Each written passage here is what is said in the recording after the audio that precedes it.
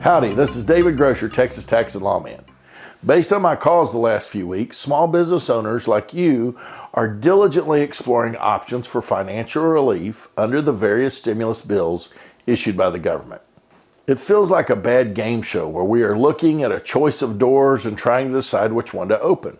The deal is worth $8,757. Is it behind door number 1 or door number 2 or door number 3?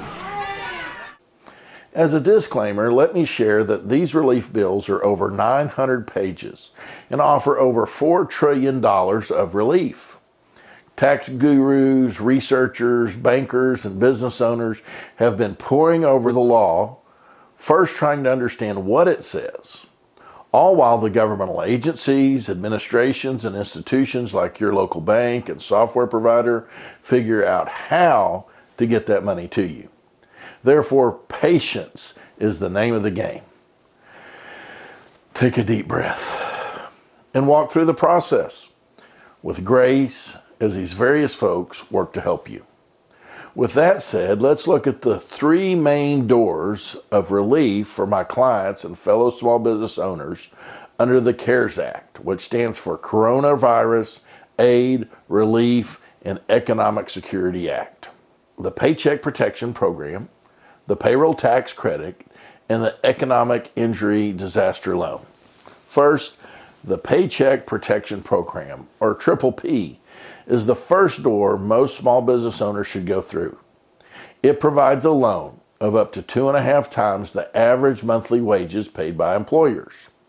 Now for PPP, wages include W-2 wages and 1099 labor you regularly pay. That's huge for my builders and other contractors. It also includes owner compensation as guaranteed payment to partners, the salary or net earnings on Schedule C to owners. To qualify, you will need to prove the payroll. Each bank may require different proof, but we expect W-3s, W-4s, 1099s, 941s, and your prior year tax returns should suffice. You will have to certify that, quote, current economic uncertainty makes this loan request necessary to support the ongoing operations of your business. And then the bank should issue the loan. This loan should be equal to 2.5 months of the payroll, and it can be forgiven and not have to be repaid if the business owner uses these monies to pay the following expenses: pay your employees, pay your rent and utilities, or pay your business mortgage interest payment. If you meet that certification, the federal government repays that loan for you. You do not have to pay it back. And it is not treated as debt write-off or debt forgiveness income that would be taxable to you. If you spend that money on other things, no problem. The bank will turn it into a loan at 4% with a term of up to 10 years. The goal is to make the PPP loans as fast and accessible as possible. These loans are only available through June 30th. The second is the Payroll Tax Credit. In the first or second stimulus bill, Congress created the Employee Retention Credit for employers. This credit is for businesses and nonprofits who pay W-2 wages and have been directly impacted by the coronavirus. You will be allowed a refundable credit against the payroll tax payment you submit to the government each month. This program begins April 1st and lasts through the end of the year. We have received some advanced guidance from the IRS about using Form 7200 to claim that credit. However, this form has not been integrated into QuickBooks or your payroll tax providers yet. Beware, this credit is only for the employees you continue to pay, and it is reduced by any amount of the PPP loan you receive. Additionally, this program cannot be used if you apply for the third type of relief, the SBA EIDL loan.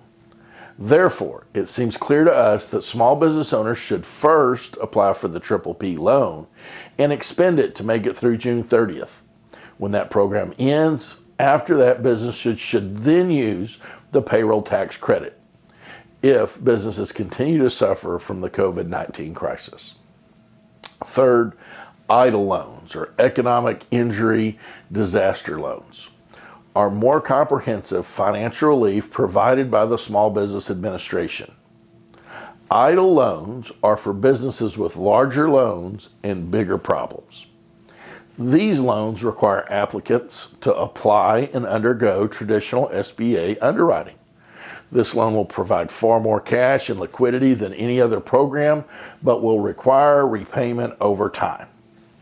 Our opinion is that you should apply for an EIDL loan only if you already have an SBA loan or have a problem that needs long-term economic assistance to overcome. The SBA encourages businesses needing EIDL loans to apply now on their secured website. You can go to disasterloan.sba.gov/ELA. Also, check out the SBA's detailed description of these programs by clicking the link below. As you consider your options, I hope you're like Hobbs and Shaw and you pick the right door. Until next time, adios. Pick a door. All right then. Nope, that's my door. What's the matter with you?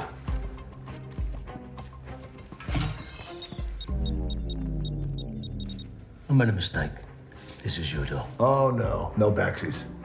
What's the matter? You got a lot of bad guys behind that door? What's this? You might learn something.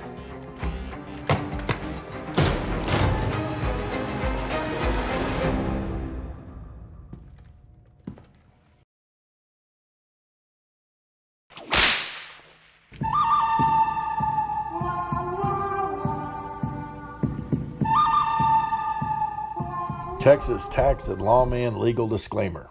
Hey, I'm a lawyer. You know I have to have some lawyer mumbo jumbo.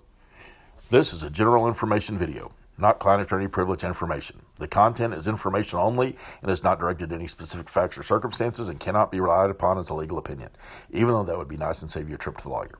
If you have a specific legal question, feel free to contact David Groce directly or seek qualified legal or tax counsel in your state of residence, state of mind, or whatever place you call home.